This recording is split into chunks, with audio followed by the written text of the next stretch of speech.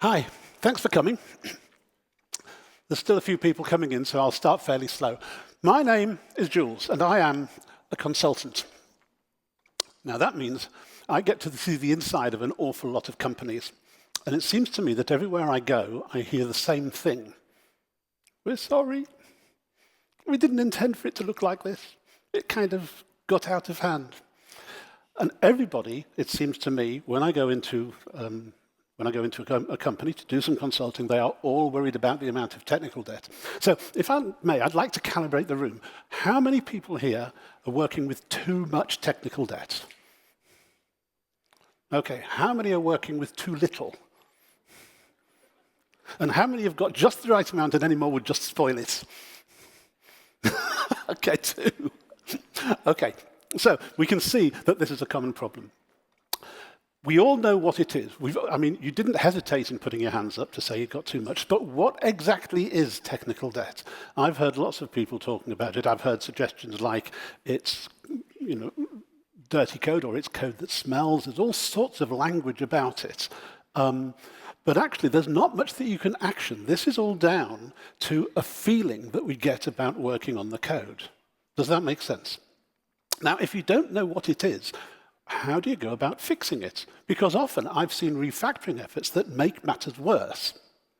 So what I want to do in this talk is I want to try and pin down, just for the duration of the talk, that's all, you don't have to commit to it, but just so that we can talk about something concrete, I want to pin down the idea of technical debt. You see, I think this guy knows what technical debt is. So what I think, excuse me, what I think is that we should define technical debt as that property of the code base that prevents us from working on the code. It's this sense of when you start working on it, it pushes back. And there are all sorts of things that contribute to that. It's not really understanding the domain when you start programming. It's not finding the right solutions at the beginning and then wanting to change it afterwards. These are things that refactoring should be able to help with. But these are all things which slow you down. One of the worst code bases I ever worked on, we worked out that out of every 2 lines of code, of feature code we were writing, we were doing something like 98 lines of bug splatting on the rest of the code. And of course, our velocity had slowed to a crawl. But that is pretty much the definition of technical debt. So why do we keep putting it in? Why is it that everybody who calls me in, and the reason why I did that calibration is, of course, nobody calls a consultant unless they have a problem. But you guys, I don't think I've worked for any of you, and so you also have the problem, and that's why I wanted to calibrate it. Why does these code bases always get into a mess despite our best intentions? Well, I think it's his fault. Onwards, he shouts, faster, we need more features. We've got costs, we've got targets. Now, back in the 1960s, Edgar Dijkstra wrote an article called There's Still a War Going On. And what he did there was he said, in universities, we talk about good code, we talk about scientific code, we talk about stable code, and then our graduates get out into the real world and they don't care about any of that. They just care about onwards, onwards, onwards. But the most important thing about this chap is that he is not interested in the finer sensibilities of snowflake programmers. He doesn't care if it smells bad. He has got commercial promises. He's got budgets to work within. The reason why he's talking like this is because he's interfacing with you using your sense of what the job is, but he's then interfacing with his C-level, he's interfacing with backers at a completely different level. He talks the language of finance. And if we are going to persuade him to do the right thing, then we are going to have to step into his world and explain to him in his language, in his view of the world, why you need to be able to why you need to stop, not do more features, and start to do some more cleaning up. Does that make sense? Now, again, just to calibrate the room, how many of you are managers with financial responsibility? Okay, I won't tell everybody else who you are. I'll keep your secret for you. But this is partly for you. Okay, I want to do an experiment here. Let's propose a very, very simple project. Now, I know we don't do projects anymore, but just pretend. We're trying to simplify here. We are going to employ 10 developers at roughly £100,000 a year, and we're going to employ them for 6 months to do a specific project. We've got the requirements, we know what we're going to accomplish. Now, I've picked this figure because this is what it costs. It doesn't matter if you're earning 50,000 or it doesn't matter more, but the point is that you've got to pay employer's tax, you've got to have light and heat, you've got to supply the computer. So for round figures, £100,000 a year. They're going to work for 6 months to produce this feature, okay? Now, these are magic developers. They're unicorns. They finish on time. So I've got a question for you. What's the value of the code they've produced? Anybody? Where was that from? Yes. Okay. I'm going to claim that what most companies do is they would take this code and they would put it on their balance sheet as an asset. And they would probably put it on the balance sheet as an asset worth £500,000. But that's a mistake. The thing is that it's not worth £500,000 because it's not an asset. An asset is something where when you buy it, you can sell it again. If you buy a car, you don't like the car, you sell the car. But in almost every case, there are very rare cases where this is not true, but in almost every case, if you've written a piece of custom code, it's worthless to anybody else. So it's not an asset. Now, if you go into a company which is reliant on its software and you say, look, we've just done £500,000 worth of work, it's not worth anything, then actually that's a very difficult thing for them to swallow because software does cost a lot to make and they've got to put it somewhere. And they always write it down as an asset, saying we've got £500,000 worth of software. But if they'd overrun, and if they'd taken 12 months, they wouldn't have £1 million worth of software because it's the same software. So in fact, I'm going to claim that the value of this code is knowable, it is 0. Now, that's not the same as the value to the business, because you've spent a lot of things on business that have no value, like the rent on the offices, like the fuel bills. But in this case, it has no asset value.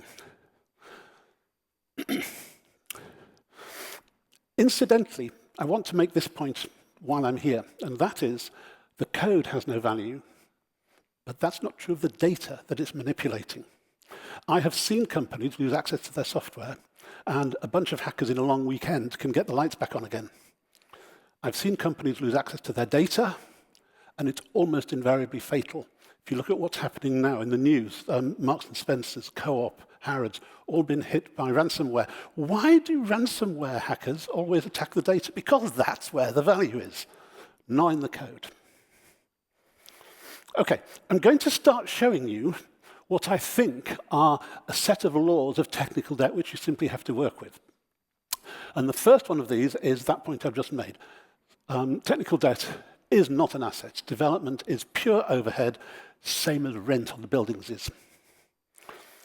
Does that make sense? Okay. So let's go back to this. Let's work out what the cost of that code is. We know the value is 0, but what's the cost of owning it? Because if you buy a car, for example, you have to pay insurance on it. If you have a building, you've got to pay rent on it. So owning this code, even though there's no asset value, there's actually a cost of ownership as well. So let's talk about this. These developers, they have finished the development, and they've delivered, because as I said, they're magic programmers. But I'm going to ask you now, are we going to send them home? Is this like building a kitchen, when the kitchen's finished, so thanks, work and go home and you boil a kettle? Is that how it works? No. What happens next? They need to fix what's wrong. So, again, I'm going to ask you this question. They've just spent 6 months building this project. We know that we've got, say, a regulatory deadline in future. How much time do you think it will take for them to get that clean and compliant against the regulations? They've just spent 6 months building. How long is it going to take them to get it clean? Sorry? A year. Any advance on a year? Anybody thinks they've got better programmers than that? Okay. I have a test that I used to use. I would say to my team, look, here's what I want to make. And I'd say, how long is it going to take you to make this? They'd say 6 months. And so I'll say, all right then, I've got a deal for you. I'm going to write you now a check for 6 months of salary. And I'll give it to you now. And you work on this, and I won't give you any more money until it's working. How many people said yes? Of course. So I said, all right, then 12 months. How many people said yes? 2 years. At 2.5 years, people were starting to flicker. So what I'm going to assume here, and would that match with your experience? Don't say yes, Jules. So I'm going to assume that these are still magic unicorn programmers. They are going to complete this bug fix in a further 6 months. And so what I want you to agree with me is that that is a very optimistic estimate. Most real teams are much less performant than that. Would you agree with that? Okay, cool.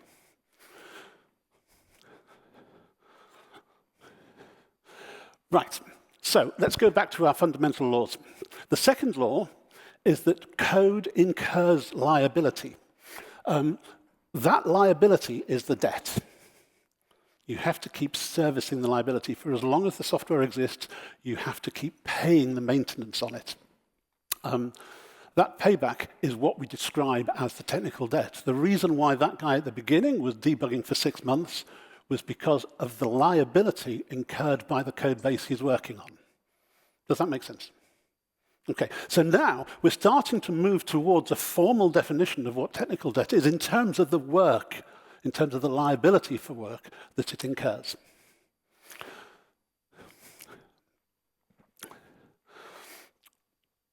Okay, so now we need maintenance because of this technical debt. So let's explore what this technical debt actually is.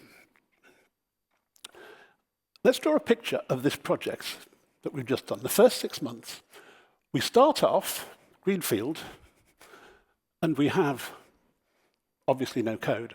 And as we're working through the 6 months, we're building up more and more code. I've drawn it as linear because what I'm trying to represent here is an idea called mass. And mass is the sense of how much useful work has been done. Excuse me. It kind of stands in for expended effort. But in reality, what's going on here is that not all of this is useful work. Not all of this is real value. Some of it is that stuff, that debt, which is going to slow us down in the future. And so over time, the proportion of debt that we're putting in is increasing. And you can see it's following this sort of logarithmic curve. You'll see later on that that curve comes straight out of financial modeling. Now, does this match your experience? When you start off in the first few iterations, it's dead easy, everything's going smoothly, and as you get into it, and it's a matter of months, the whole project starts to slow down. So what we're going to do now is, having gone through that process, we've actually delivered the features that we wanted. We delivered the features that we wanted, but now we're going to switch over to cleanups and refactors. So the value doesn't change because the code's staying the same, but what we're doing is we're taking the debt out. And I want to check that that matches your experience of what it feels like. When you first start this cleaning up, it feels stiff, the program's pushing against you, you get a few low-hanging fruits, but it takes a while before you can get into it and do the big structural changes, and then it all seems to get much looser all at once. Does that match your experience? Okay, cool. So what I want to encourage you is that fundamentally, this picture is a model, it's a good cartoon of how a real programming team would work, knowing that we don't do projects. I want you to notice here that from this, by the end of 12 months, we've got 3 months' worth of value and no technical debt. At this point, we've got 3 months' worth of value and 3 months of debt. So it's cost us 6 months to take 3 months' worth of debt out in this model. Does that make sense? We're going to see more pictures like this as we go on. Okay, so let's introduce the next principle. Debt comes from doing work. It's inevitable. It's kind of like a tax or a friction on what you're doing. Every time you make a change, you're introducing a little bit of debt. But every kind of work is like that. Every time you do some refactoring, although you're clearing technical debt here, you're introducing a bit more there. So this is a friction. It's a tax on work. Whether you're pushing or pulling, you're always incurring this debt. And remember, the debt is the thing which impedes you from doing what you want to do. Okay, now,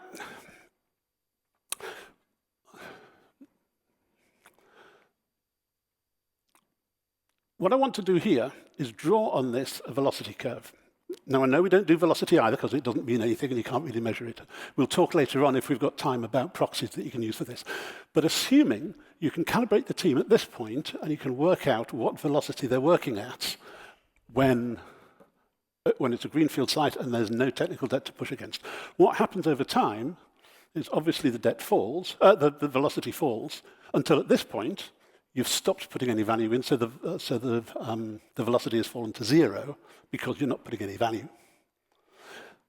And this curve turns out to be very important. If you can measure that, then you can measure the future of a project. You can say where you are along this curve, and you can say what's in your future.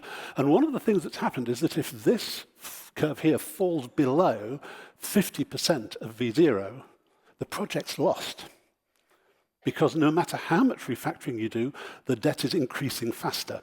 And you've all been in those projects, those death march projects, where nobody wanted to be there and nobody knew how to rescue it. This is the cause. It's in this line. So we'll talk about how to find that line in a moment.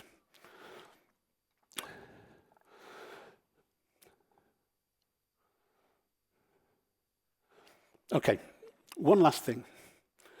By the time we get to the end, 3 months of value, 12 months of effort. We'll talk about efficiency as being, that efficiency is 25%. This is 4 programmers doing the work of 1. Managers, are you getting nervous yet? So here is this concept of debt. Okay, this is where we measure the technical debt. It is whatever the velocity is now compared to V0.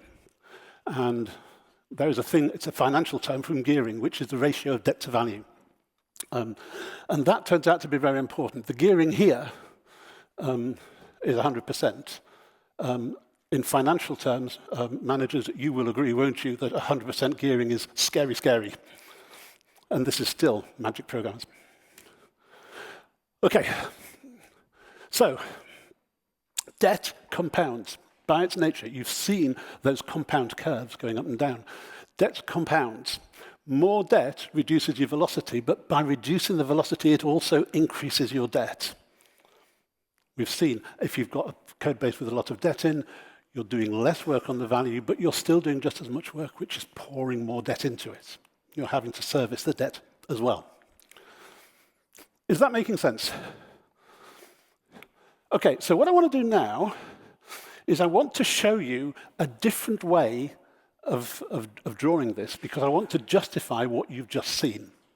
In this model, we're going to take short sprints, and we're going to look at what happens in each sprint. So this is sprint 1, and in sprint 1, we're going to do a bunch of work. And so the height of this column represents the mass of work that we're putting in. But remember, the process of work creates debt. So we have to pay the tax. There's the tax there. And just to create some notation, just to create some names that we can refer back to, the useful work we're going to call alpha, and the proportion that isn't useful, we're going to call the friction. This is the irreducible debt, and we'll call that the friction. So this is month 1, okay? Now in month 2, we're going to do a bunch of work again, but not all of this is useful. It's not, we haven't got alpha of work anymore, because actually, when we're doing this work, we still have to service that debt that's up there. So that is servicing the debt that's up there. And we have to pay the debt on the work that we've just done. So, well, in month 1, we ended up with only one friction of debt. Here, we've got 3. Okay, month 2, month 3, month 4. Each time, you can see we're adding more debt to it. And this is not like the pictures that you saw before. This is cumulative. The value that's in our system now is the sum of all of these. So about a quarter of this is now debt after 5 sprints. Does that make sense? You understand what you're looking at? Okay. So what we're going to do now is we think 25% debt is too much, so we're going to do a refactoring sprint. So we're not actually doing any value work because we're just refactoring. We're not putting anything into the code base. But what we do have, we have inherited all of this debt from back there. Now what we're going to do is we're going to put some work into eradicating that debt, so there it goes. But you've got to pay the tax. There it is. So now we've got 2 units of debt in our system. So the next month, we only have to service 2 units, but we still have to pay the tax on the work that we've done. Now this is compounding. This is making sense? Okay. Now, what I did was I put this into a model. I tried to say what happens when you, and I'm going to show you some real figures, but what happens when you apply these numbers to real projects? What kind of interest rate? If it's friction, if it's debt, then we're paying interest on it. So what level of interest are we paying? Would anybody like to take a guess right now? 50% interest? 100% interest? I'm sorry? Actually, it depends mostly on the team.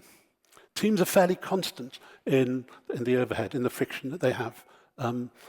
Some teams have got very low friction. Some teams have got very high friction. Sometimes, obviously, it depends on the domain. But generally speaking, you will find that. How am I doing for time? Yes. Generally speaking, you will find that a given team in a different domain will be pretty constant in the amount of tax, the amount of friction they're dealing with. Same as the bug rate is fairly constant in every team. Maybe that's probably because they are following the same technique. Yeah, absolutely. Absolutely. Okay. So this is what I did. I thought we'll talk after I've done the demonstration about how you calibrate this against a real code base. But what I did was I took that project with those unicorn programmers and I put it into a financial model, into a mathematical model, to see, could I duplicate that behavior? Could I replicate those curves that you were seeing? This is pretty much how I did it. Now, you're not going to get tested on this. But fundamentally, this is just running differential equations with, right at the top, that definition of EAR, effective annualized rate.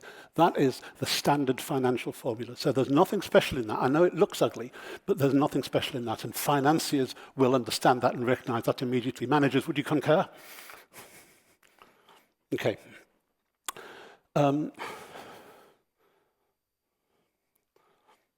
So here is that model. Now, what I've done is I've got this column here is describing how much of each sprint we're putting into original development or refactoring. These are weekly sprints, by the way, not because it's realistic, but because it's easy to work with. This is that year's project.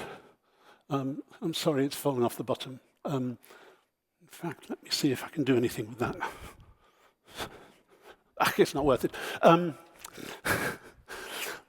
This is falling off the bottom, but you can see up here, we are putting in the debt and the value together, and then over the following 6 months, we're taking the debt out, and we're just about hitting it after 12 months. Now, it turns out, I don't think we can see it on there. If somebody can guide me in, that's it. That's a bit better. Yeah, so you can see at week 26, which is the point at which we start doing the refactoring, we can see we've got obviously 26 weeks of cost, but only 16 weeks of value. So it's about half and half. We've got about a third of our project is in debt, and 2/3 of it is in value. Now, the point about this model is that you can play with it. Up at the top, you can see the alpha and the friction, and these are all computed. If you look at the AER that's necessary to make this work, then you're seeing that's an AER of 20,000%. No, it's 200,000%. No, 20,000%. Now, this is payday loans. And these are an infeasibly good team. So we're looking at payday loan rates. So let's see if we can do something about this. Here we go. Let's turn the alpha up just a tiny bit. There we go. See what that does.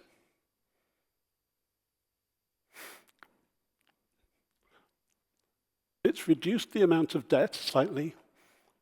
It's given us a much quicker payback time. We could have worked later on features. Let's reduce it a bit more.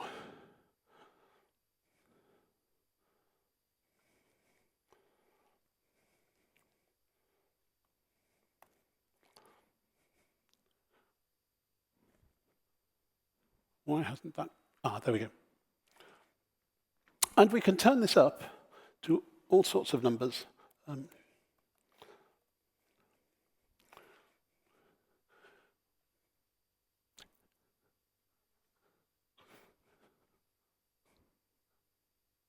Okay. I have no idea why this isn't working.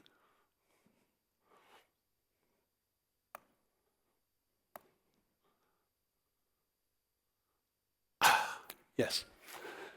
So you can see bringing it up just a small amount, reducing the friction just a small amount, has completely changed the complexion of this. We're now down to an annualized effective rate of a mere 5,000%.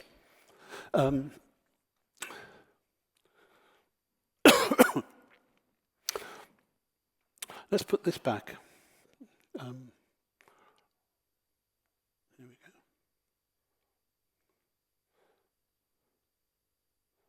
So you see what the friction is? It's about 10%. Where we were just then, the friction is about 8%. This is a 2% change in the friction.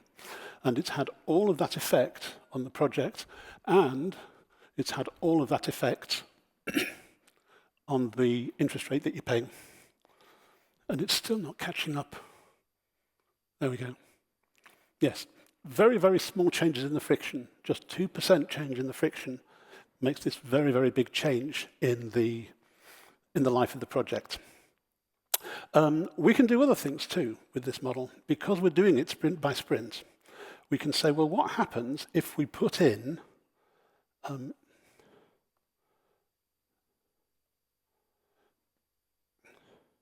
one refactoring sprint? See, at this point, one refactoring sprint back here has brought the finish time in nearly 8 weeks. Now, that's something that's worth having, and this is right back then. Does this make sense? Does this match your experience? Do you think that this kind of picture describes your experience of writing code? Because what this allows us to do is make a whole lot of really interesting measurements.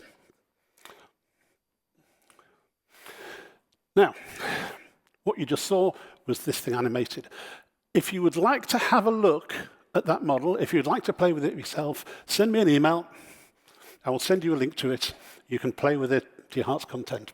The email address will be on the end as well. But let me show you some major takeaways from handling that model. The first is, this is our original model. This is 6 months of work, 6 months of refactoring.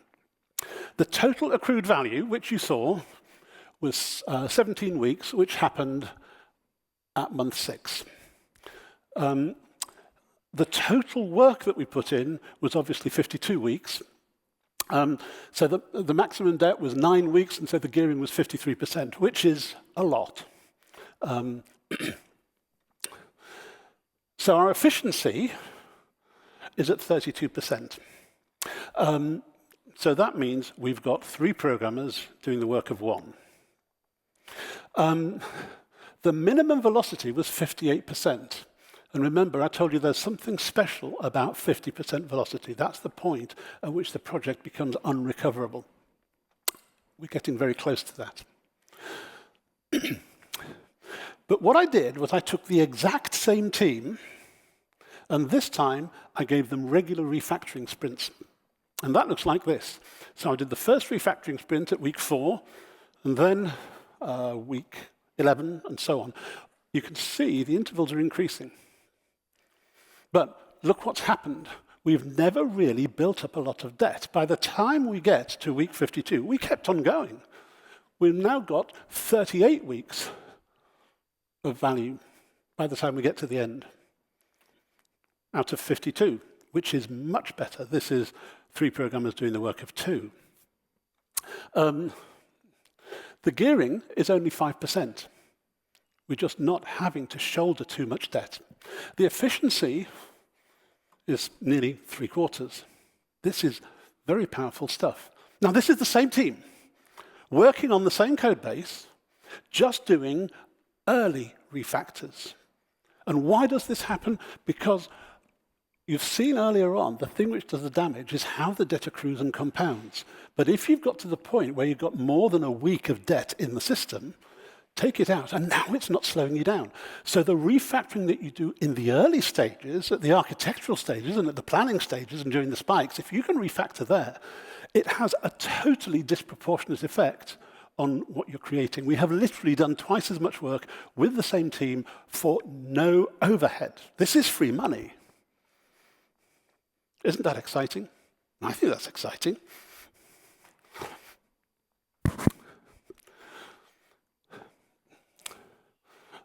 Okay. So now let's go back to our laws. You have heard this before. Refactor early, refactor often. That sounds familiar, right?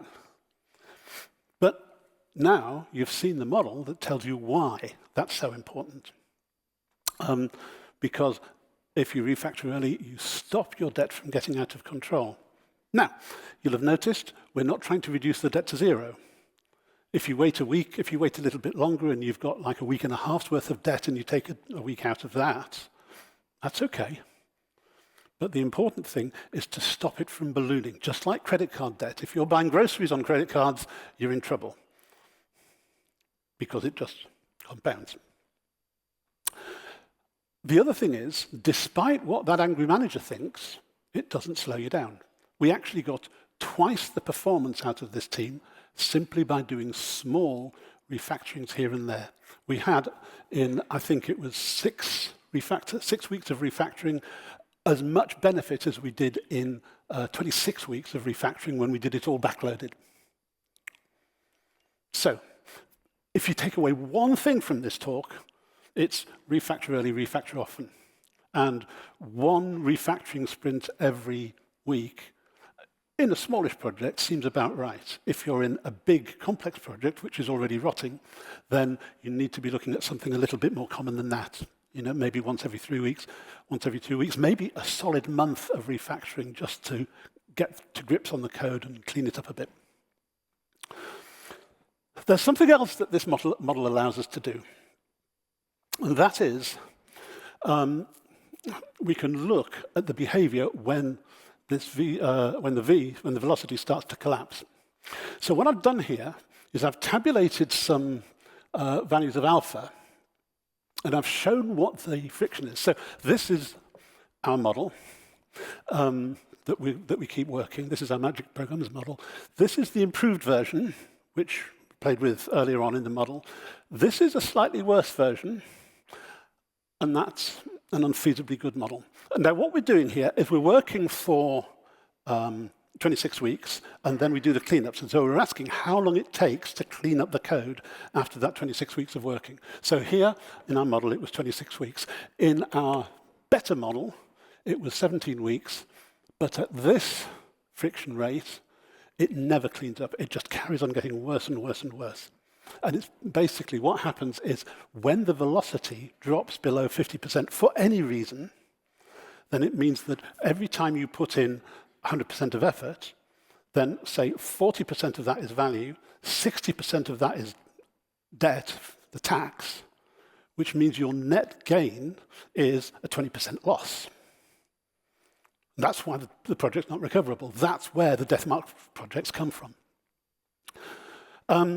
Now, taking this model, I got some rather better data than this and drew it into a series of lines. And some of this stuff is obvious and some of it's not. The controlling variable is friction here, because friction is obviously the easiest thing to control.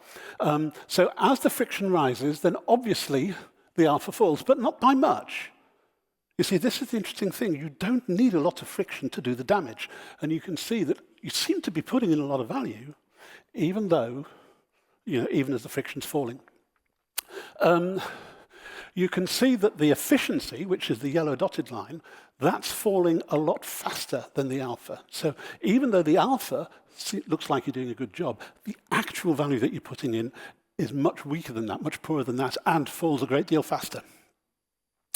And the gross efficiency, the efficiency after 12 months, or after you finish the cleanups, that's falling even more rapidly, and that's seriously precipitous. But these two curves are the interesting ones. As the friction goes up, your annualized effective rate, the interest rate, goes up.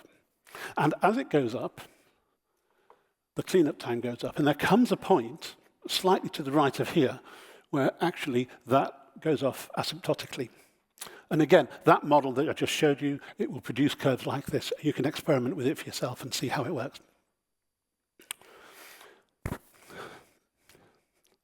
So back to those laws.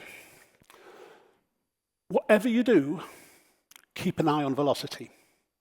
You can train up your people, you can clean up your code, but the thing which is really the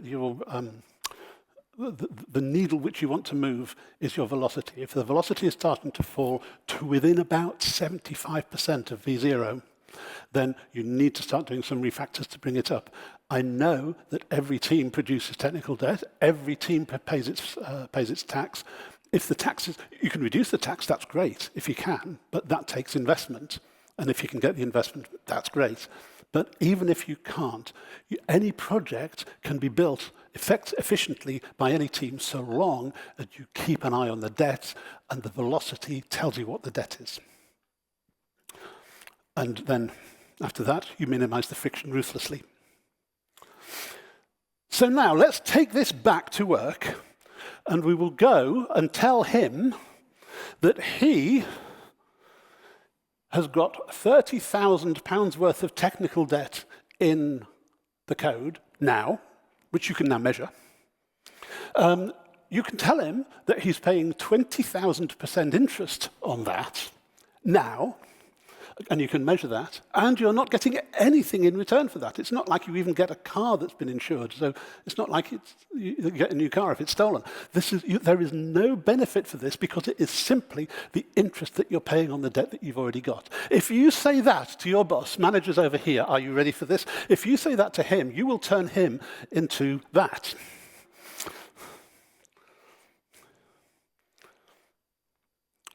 Okay. Can I answer any questions?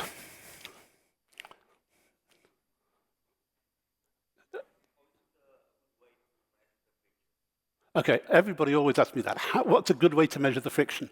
You start with a model like what I showed you, and then what you do is you look at your code base and you control how much work you're putting in. So you say how much value you're putting in, how much friction you're putting in at each stage.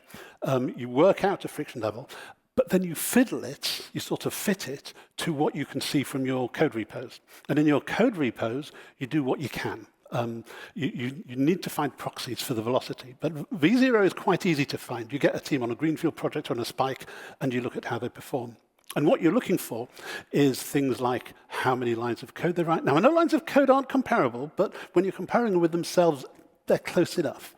You look at the number of lines of value compared with the number of lines of bug splatting in each check-in. And that tells you something about each person as well. I mean, it tells you partly how good a programmer they are, but it also tells you what sort of work they're taking on. So don't use that to rank people, but do use it to calibrate your code base. But there are lots of measures like this that you use to try and estimate V as a proportion of V0. And remember, it's the proportion that's important. And throw everything into the pot that you can. Adam Thornhill, I don't know if he's here this week, but he wrote a book called Your Code is a Crime Scene. And he said, if you want to understand what's been going on in your project, there is no better source of data than your repository. And I think he's absolutely right. And you can use a lot of Adam's techniques to get that kind of data out of your code base. But ultimately, what it boils down to is you know what the facts are. You know who was working when. You know what they worked on.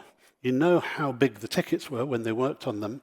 You know how many people were even in the office. And you can look in the code base to see how that correlates with what they wanted to do. Does that answer your question?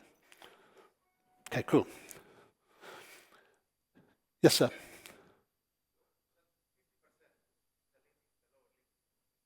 Yes.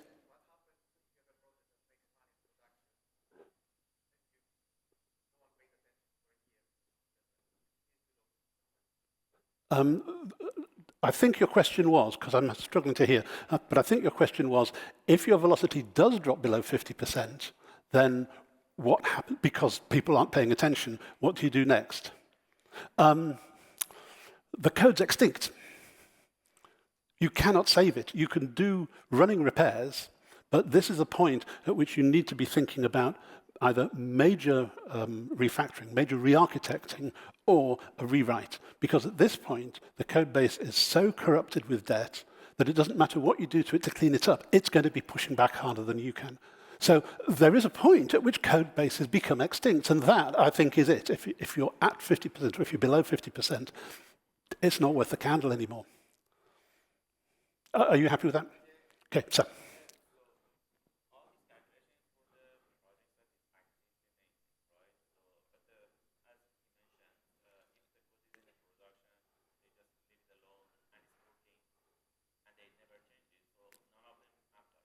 Yeah, absolutely. Because what you're saying here is that we have code which is in production, it's working. Either you don't understand it, or the people who wrote it have left, or it's a third-party supply, and you don't have any visibility into it. You're doing no maintenance on that.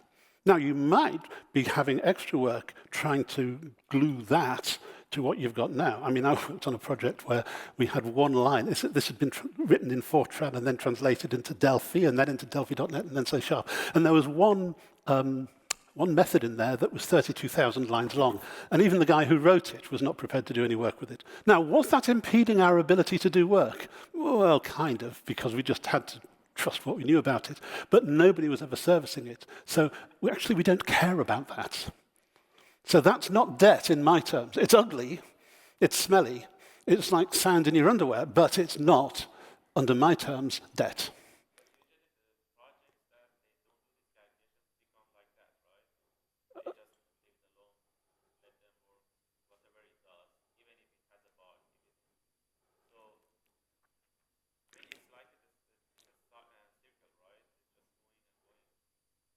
In reality, if you can do that, if you've got a piece of code which you can go, here be monsters, great.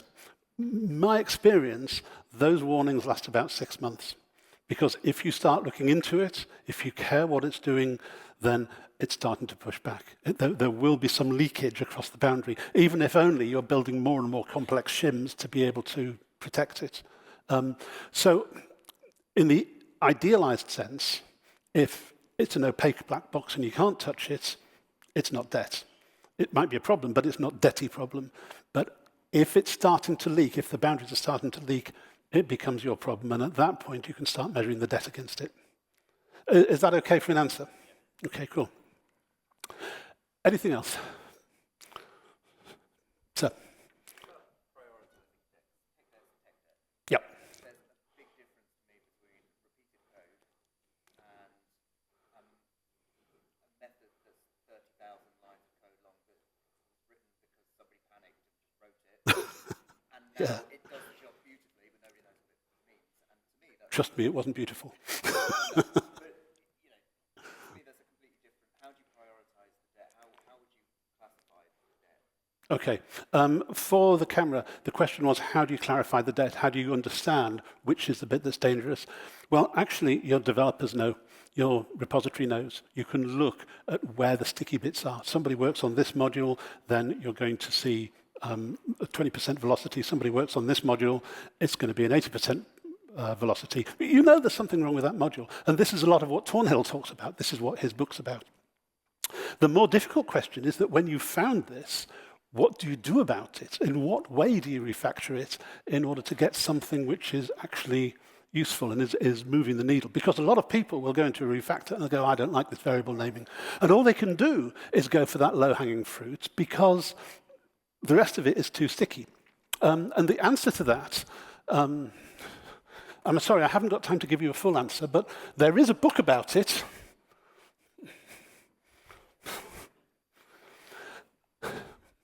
And that's precisely what that book's about. This is how to write small code, extremely reliable code, code that literally never goes wrong. And there's parts in that about how to spot the anti-patterns. And that's the barcode for it. Go and get it. I wouldn't have tried to sell that if you hadn't twisted my arm, honestly.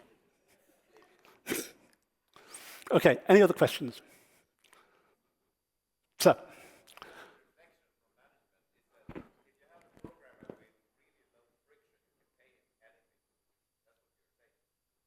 The question was, if you've got a programmer who's really low friction, you can pay him anything. Yes. I'm nervous about that.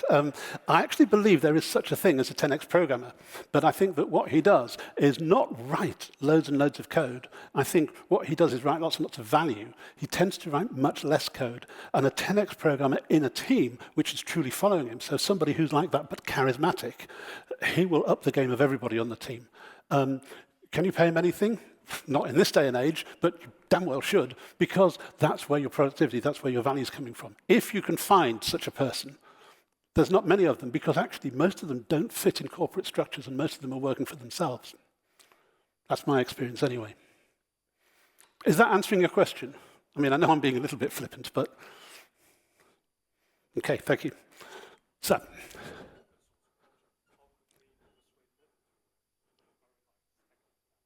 Well, one thing is you can send them a copy of this video. How else can you do it?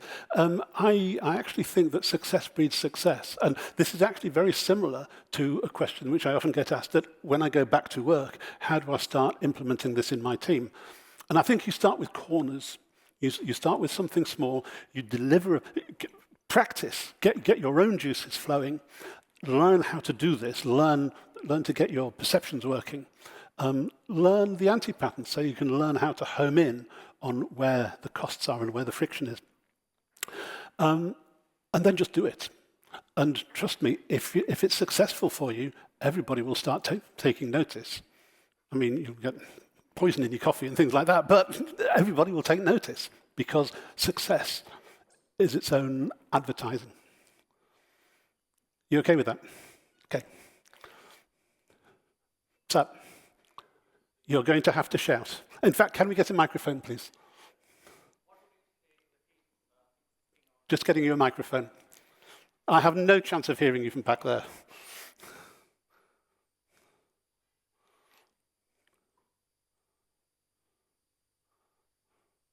What would you say to the teams relying on that